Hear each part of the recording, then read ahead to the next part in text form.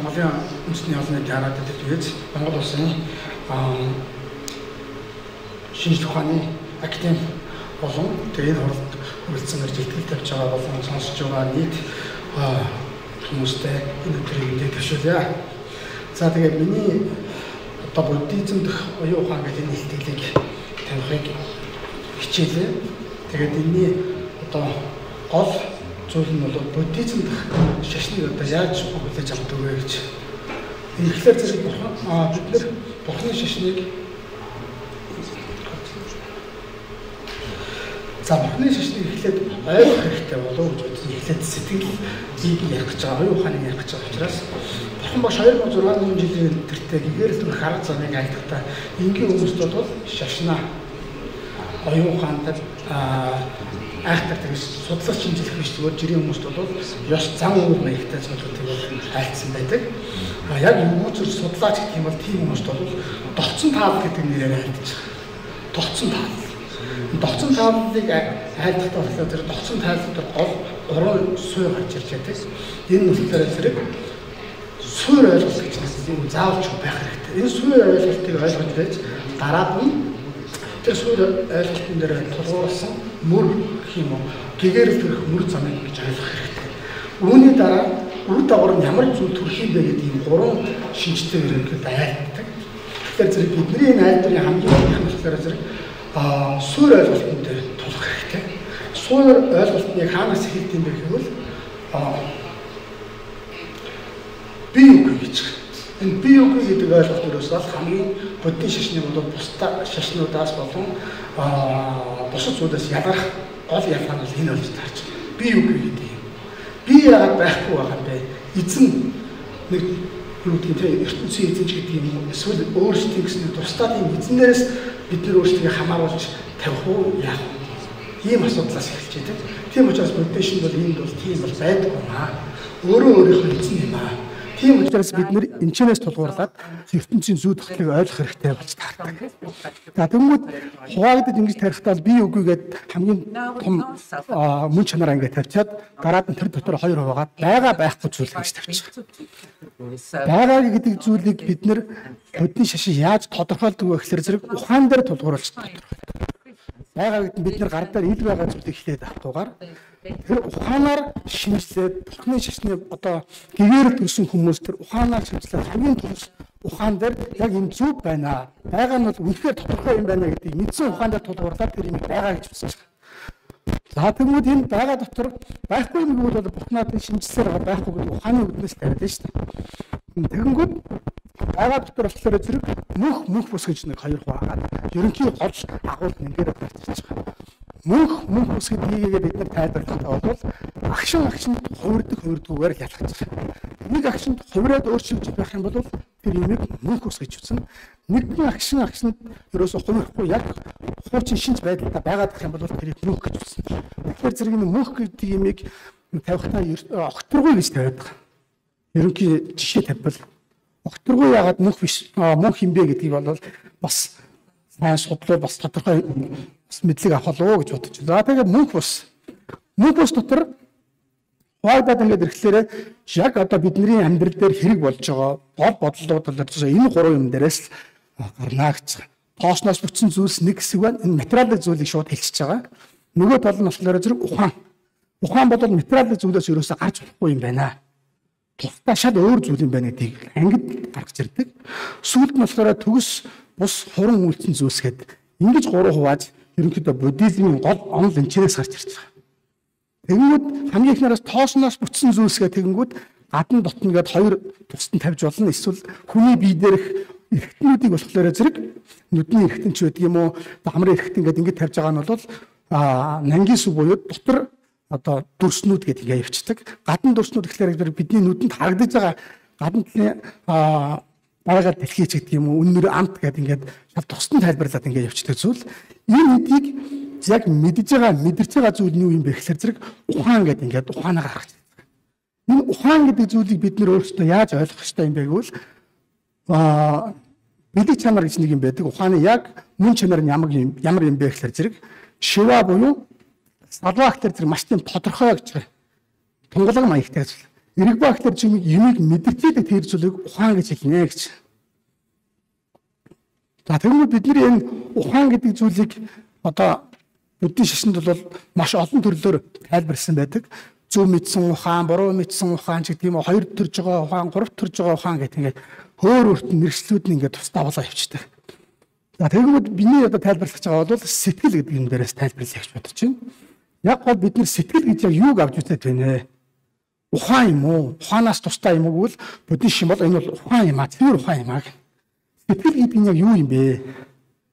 Сэтгэлийг гэхлээр зэрэг яг өөрийнх нь мөн чанарыг ингээд номон дээр бичснээр авч үзэх юм бол өөрийн нөхөр болсон сэтгэлээс гарсан ухаануудын эзэн маягтай тийм юм тавих гэдэг. Сэтгэлээс гарсан ухаануудыг эзэндээ байж идэг зүйлийг бол сэтгэл гэж нэрлэнэ. Энэ сэтгэлийн сүнс гэдэгт ямар ч ялгаа байхгүй. Сүнс сэтгэл хоёр бол нэг юм аа гэж ойлгох хэрэгтэй. Тэгвэл бид нар сүнс гэдгэнгүүд өөртөө бид нар яг юуг мэдрэх гээд байна? Би гэдэг байгаа зүйл нь өөрөө юу юм бэ? Бидний махан бие мэд бод бол яг би гэдэг юм мөн үү биш үү? Ухаан нь би юм уу, мөн юм уу биш юм уу? Тэр дотроо хэрвээ би гэдгийг авч үзэх юм бол тэр сүнс гэдэг зүйлийг л хамгийн сүүлд тавихаар. Энэ сүнс гэдэг зүйл, сэтгэл гэдэг зүйлийг байгаа гэж тооцоолсноор дараа төрөл, хой төрөл гэдэг гол онолууд бол энэ дээр гарч ирдэг. Энэ сэтгэл гэдэг зүйл бол одоо энэ төрөл дээр авьяасуудыг аваад хой төрөл рүү явж идэг ийм үзэл санааны бол суурь нь бол энэ дээрээс гарч ирдэг. Энэ суурийг дээш нь ахиулж дээшлүүлэх юм бол энэ сүлд гэгээрэл төрөх гэдэг юм уу? Төгс төгөлдөр болно гэдэг бол энэ сэтгэлдээрээс л ярина. Буддийн шашны сургаал номд бол зөвхөн сэтгэлийг хөгжөөх, сэтгэлийг одоо тэнэн барих дээр л гол зүйлүүд point одоо ингэ явж байна гэсэн. За тэгэнгүүт сэтгэлийг бид нар яг өөрсдөө ингэ мэдрэх гэхээр мэдэрч шууд ингэ чадахгүй байгаа. Яагаад гэхээр зэрэг материал зүйл бишгэлээр ингэ гардаар ингэ тавьчих юм байхгүй. Тэгвэл зөвхөн мэдрэмжэн дээр өөр дөрөө тулна гэсэн. Мэдрэмжэн дээр тулахад бид нар яаж тэрийг мэдрэх юм бэ гэхээр зэрэг гадагшаа гарч байгаа тэр сэтгэлээс гарсан ухаануудыг мэдэрч чадах юм бол тэр сэтгэл гэдэг юм мэдэрнэ. Тэр сэтгэлийг мэдрэхийн тухай сэтгэлээс гарсан ухаануудыг бас маш олон төрлөөр тайлбарласан байгаа юм л да. Ер нь бол сэмжүүн авжуун ажиг гэдэг номон дээр байдаг. Тэгвэл нэг сэтгэл ингээд байж хахад төрлөө гэж бодоход тэрнийг дагалдсан одоо ингээд 51 сэтгэлээс аль нэг нь ингээд олон ч төрж болдог, нэгэн ч төрж болж идэг ийм л зүйл юм байна. Тэгвэл нөгөөдгөө яангот бүх сэтгэлээс гарсан ухаануудыг 51 хуваасан шүү дээ. Тэгвэл тэрний хамгийн ихнийх нь болохоор зэрэг багцсан бол нэг сэтгэл төрөхөд энэ бүгд нь тийм 5 сэтгэл төрөд байгаа. Бүхэнд одогч 5 тийм сэтгэлээс гарсан ухаан төрөд байгаа. Юмсыг мэдгэд бас тийм 5 ухаан бас ингэж бусд нь ингэж гарч ирээд байдаг. Язгуурын нөгөө сэтгэл өөрөө нисванаста гэдэг юм уу жоохон бохирдсон байх юм бол тэр бол язгуурын 5 нисванаас дотор талд нь ингээд гадна талаар нь бүрхсэн гэсэн утга санааг өгүүлж язгуурын 5 нисванаас 6 байдаг гол нь. Ойрын нисванаас 20 тэгээ буйны одоо сэтгэл 11 бусдад урвдаг ийм 4 сэтгэл гэсэн ийм 51 сэтгэл ерөнхийдөө ингэж тайлбарлаж ингэж ярьдаг. Тэгэнгүүт сэтгэлийг ингэж ярихлаа сэтгэлээс гарсан ухаануудыг маш нарийн ингээд тайлбарлах гэхээр шууд ингээд хэлэх боломжгүй. Яг номон дээр гарч байгаагаар бол мэдрэмж бол байна. Сэтгэл төрөхөд сорвоо буюу мэдрэмж гэж нэг юм төрнө. Мэдрэмж нь ямар байх юм бэ гэхээр зэрэг эсвэл амгалантай, эсвэл зовлонтой, эсвэл аль гэсэн юм мэдрэмж төрөд байгаа. Мэдрэмж төрж байгаа учраас бид нар тэрийг аль нэ гэдгийг өөрсдөө дотроо нэг эзэн маягийн юм бодоод байна шүү дээ. Тэр бол сэтгэл юм аа гэж миний одоо гаргаж ирэх байгаа санаа бол энэ юм. За тэгээд хуран мэдэх гэдэг нь болохоор зэрэг би мэдчлээ гэсэн нэг тийм бодол маягийн юмыг одоо бид нар өөрсдөө тээж байгаа тийм үү. Яагаад гэхээр бид нар бомб байлаа гэдэг ингээд харлаа гэхэд бомбыг харсан нүдний эрхтэн байна. Тэрийн дотор дамжуулж байгаа нүдний эрхтэн дээшээ одоо дамжуулаад цаашаа явсан бол би бомбыг харж байна гэсэн нэг оюун төрөөд байна. Оюун ухаан. Тэгвэл оюун ухааны төрчнийг нь би яг бомб мэдлээ гэсэн нэг дотор талд яг миний гэсэн нэг би мэдсэн гэсэн нэг ухаан төрж байгаа нь бол яг сэтгэлдээр тулж ирж байна гэж. Ингэж 3-4 давхралж ингэж юулжин ч гэдэг нь одоо яг ингэ давхралж ингэж ойлгож иж бид нар бол сэтгэлийг маш нарийн ойлгох юм аа. За тэгээд ийм 5 зүйлүүд ерөнхийдөө ингээд гараад эхэлнэ. За юмсыг мэдхэд ерөнхийдөө дурших нэг юм дуршиж мэдэж болж байна, төсөөлж бас мэдэж болж байна. Тэгтээ санах гэж байгаа. Санснаар бид ахиж нөгөөх юмыг мэдхтэй айлж байна.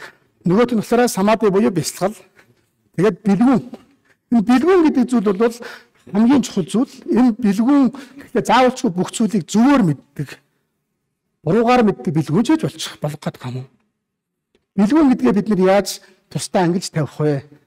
Юмыг бол заавалчгүй зөв мэджиж бэлгүүн болоод буруу мэдгэлээр муу ухаан болоод ингэ явна гэж тооцох уу, яах вэ? Нэг юм асуудал байна. Тэгвэл бэлгүүн ухаангүй гэх юм уу тийм үү? Бэлгүүн гэдэг чинь зөв мэдсэн ухааныг бэлгүүн гэдэг буруу мэдсэн ухааныг одоо өөрөөр нэрлэж болохгүй юу? За тэгэнгүүт дараад нь болохоор зэрэг нөгөө бидний сэтгэл гэдэг байгаа нэг тодорхой зүйлийг тавиад байна шүү тийм үү? Өөрт мэдрэгдээд байгаа. Тэр зүйл чи яагаад юм сүжидлийг бүгдээрийг мэдэхгүй, ойлгохгүй, танихгүй байгаа юм бэ гэхээр зэрэг бидний тэр сэтгэл өөрөө тийм гэгээрэл түрээгүй мунхарсан гэсэн үг. Тийм учраас мунхагийг бол бид нар хамгийн сэтгэлдээ байгаа тэр хамгийн буруу зүйлийг бол мунхаг гэж нэрлэдэг. Энэ сэтгэл өөрөө тийм дотоогоо мунхарчсан байгаа учраас бидний харж байгаа бүх зүйл өөр харагдаад байна. Гэгээрэл түрээд одоо юу гэдгийг төгс гэгээрэл төрсэн бол хамаг юмыг харахтаа сайхнаар хардаг бол мунхаг ихтэй бол тэр зүйлийг буруугаар ингэ харж ирдэг. Эсвэл гоё зүйл харагдах юм бол тэрэнд шунал төрж идэг. Тийм үү?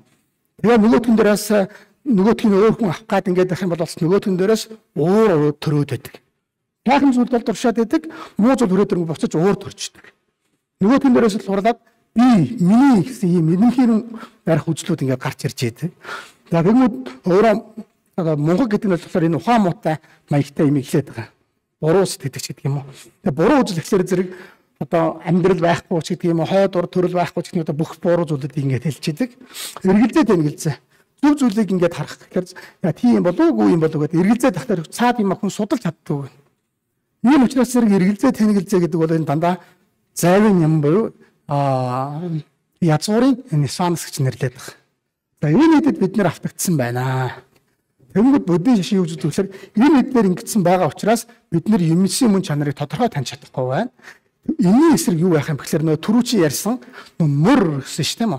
Тэр мөр хамгийн дээр гарч ирсэн дээр үзэл санааны 3 тогтсон тал дээр гарч ирсэн мөр ирээдүй тийм үү? Үр дагавар. Тэр мөр дээр юу юм бэ гэхээр сэтгэлийг амгалан байлгах сэтгэлийг тодорхой барья гэвэл тэр дээрээс гарч байгаа ухаануудыг л гол нь мэдрэх хэрэгтэй. Буруу ухаан гарч ийн үү, зөв ухаан гарч ийн үү? Зөв ухаан гарч байгаа бол миний ухаан яаж шинжилж, ажиглан шинжилж гарч байгааг нь судлах хэрэгтэй. Энийг бяцлах гэнэ. Энийг мэдэрчвэж би буруу зүйл хийх гэж байна. Би гэдэг зүйл чи өөрөө энэ дээрээс ингээд ургаад буруу зүйл хийж байгаа бол тэрийг энийг хийж болохгүй гэдгээрээ өөрийнхөө тэр нөгөө цаатлын сэтгэл гэдэг юм уу, сүнс гэдэг юм уу тэр зүйл нь аяанда урвж идэг, өөрчлөгдөж идэг. Буруу байх юм бол цаатлын юмсын хүн чанарыг таних гэдэг байгаа тийм үү? Хамгийн сүүлд одоо ер нь буддийн шашны гол үзэл гэгэрхэд хамгийн их тусалдаг зүйл бол юмсын мөн чанарыг таних хоосон чанар гэж хоосон чанарыг мэдсэн ухаан гэж хэлдэг. Тэгмүүд тэрэн дээр тулгуурлаад ерөнхий юмсыг ингээ харахтаа яаж хүн харах вэ?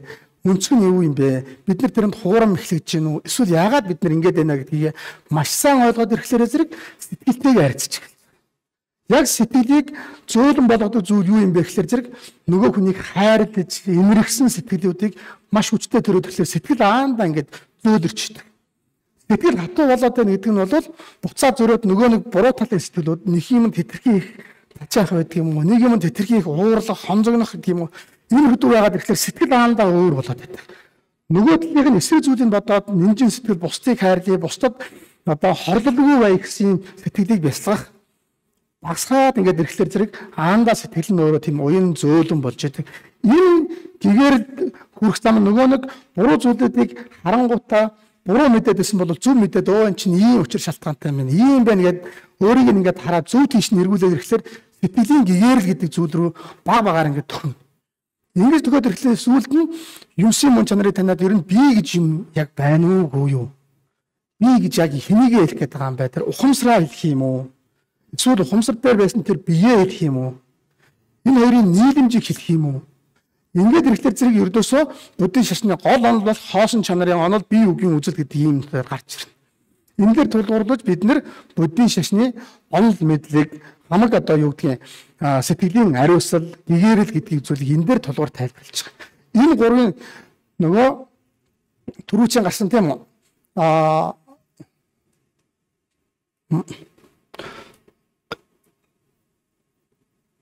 Энэ тоосноос бүтсэн зүйл ухаан, төгс хуран үйлдэлгээд энэ гурван зүйлийн уялдаа холбоог мэдж байж бид нар гэгээрэл төрөх боломжтой. Гэгээрэл гэдэг бол тоосноос бүтсэн зүйлийн утга учирыг ойлгож, энэ зөвөө буруу юу гэдгийг ойлгож, тэрэн дээрээс мэдсэн ухаан нь ухаан дээрээ явж чинь, тэр нь бол сүнсэн дээр явж чинь. Энэ хоёрын нийлэл дээрээс би буюу одоо хүн гэдэг зүйлийг тавьж эхэлж байгаа. Хүн гэхлээр зэрэг яг тоосноос бүтсэн зүйл өгөөл биш. Ухаан юм уу гэвэл биш. Энэ хоёроос тусдаа өөр мөнх бус хэрнээ бид нар мөнх бус хэрнээ төгс бус тийм хуран үйлдсэн зүйл юм аа гэж. Энэ гурван нийлэмжин дээр бясалгаад дээшээ төгөлдөр болоод гэх юм бол би энэч бурхны бий болж идэг, ухаан нь ч бурхны ухаан, бүхнийг таньсан ухаан болж, хоосон чанарыг мэдсэн ухаан, бие үгийг мэдсэн ухаан болж идэг. Өөрөө хамгийн сүлд нь болохоор тэр төгс гэрээсэн бурхан гэдэг юм болж болох юм аа. Энэ үжилтээрээ суулгуурлаад бид нар өөрсдөө сэтгэлийг яаж тогтоох вэ? Яаж танин барих вэ? Гэдэг бол цаатлын үзүүр гарч байгаа сэтгэлүүдийг хянснаар бид нар энд хүрэх боломжтой юм аа гэж. Тэгэхээр яг бид нэр сэтгэлийг тусад нь ингээд тавиад орхиод гэх юм уу сэтгэлээс тусдаа өөр юм байна уу гэдгийг одоо номон дээр гарч байгаагаар хэлэхээс биш шууд ингээд гарт баригдах ч байдаг юм уу. Тийм зүйл биш болохоор өөр өөрсдийнхөө дотор тал руу бяцлах нь илүү чухал болчиход байгаа. Яг тийм юм уу, гүй юм уу? Ингээд бяцлага чимээгөө ингээд нэг юм бодоод ирэхлээр цаатлын сэтгэлээс гарсан ухаанууд нь байхгүй болоод ирэхлээр дутуу тийшээ өөрийгөө мэдэрч эхэлж байна. Тэрэн дээр тулгуурлаад одоо бяцлагын янз бүрийн аргууд байна л да. Дээшээ бяцлах, доошоо бяцлах ч тийм үү. Тийм гүйдлүүдээрээ бяцлах гэдэг одоо энэ тарины номонд ороод ирэхлээр өөр болоо явчихна. За тэгээд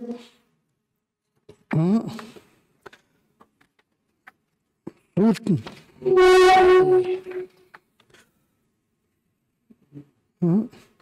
за тэгээд сүүлд нь дүгнэлт нь бол нэг ийм дүгнэлтэнд хүрээд л байна. Болчихно.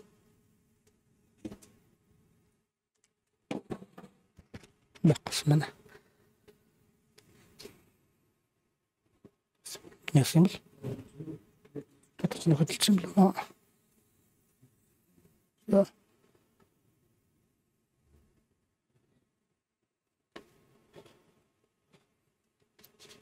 Мөнх бус доторх гурван зүйлийг шүтэн барилгын үүднээс ойлгох нь мөнх бус зүйлийг ухаарч мэдснээр гэгээр л өрөх бодсон шний ойлголт тулна гэж. Энэ гурвыгаа нийлүүлж ойлгохтой болохоор зэрэг буддийн шашны нэг гол зүйл байдаг нь үүлийн үр. Үүлийн үр шүтэн барилга гэж зүйл байгаа. Энэ бүгдийг нийлүүлж бүхэл бүтэн гэж багцлж ойлгож байж бас гэгээр төрөх замыг илүү тодорхой харах боломжтой гэж. Сэтгэлээс хоёр тэгвэл сэтгэлээс гарсан ухаануудыг танин мэдсээр сэтгэлийн мөн чанарыг ойлгоход илүү төхөн болдог. Өөр тэрнээс өөр арга замаар бол сэтгэлийг ойлгоно гэж болоо. Сэтгэлийг танин барих нь ихэд бол хэцүү болов. Тэгэхээр зэрэг энэ дээр одоо ямар гаргалгаа байж болох вэ гэдэг асуудал дэвшүүлж байна. Буддийн шашны гэгэрэл гэдэг нь сэтгэлийн төгөлдөр болохыг хэлж байгаа юм аа. Эцэст нь хэлэхэд буддийн шашин гэдэг бол сэтгэлийн гэгэрлийг л гэгэрэл төрнө гэдэг. Будда болно гэж байгаа нь сэтгэлийн юмсыг танин барьсан юмсыг зөв мэдсэн ухааныг хамгийн эцэст нь хулгаад төгөлдөр болгох гэж байгаа нэг гэгэн гэрэл гэдэг юм а тийм үү? Гэгэн гэрэл гэрлийн байдалтай болох гэгэрэл төрөх гэдэг юм. Энэ бүхэн бүгдээрээ юу юм бэ гэхээр зэрэг хувь хүн гэгэрэл төрнө гэдэг нь юу юм бэ гэхээр хувь хүн өөрөө хаз жаргалтай хизээд зовлонгүй амар амгалан төрхийг л хэлж байгаа болоо гэж бодож байна. За анхаарал тавьсан баярлалаа.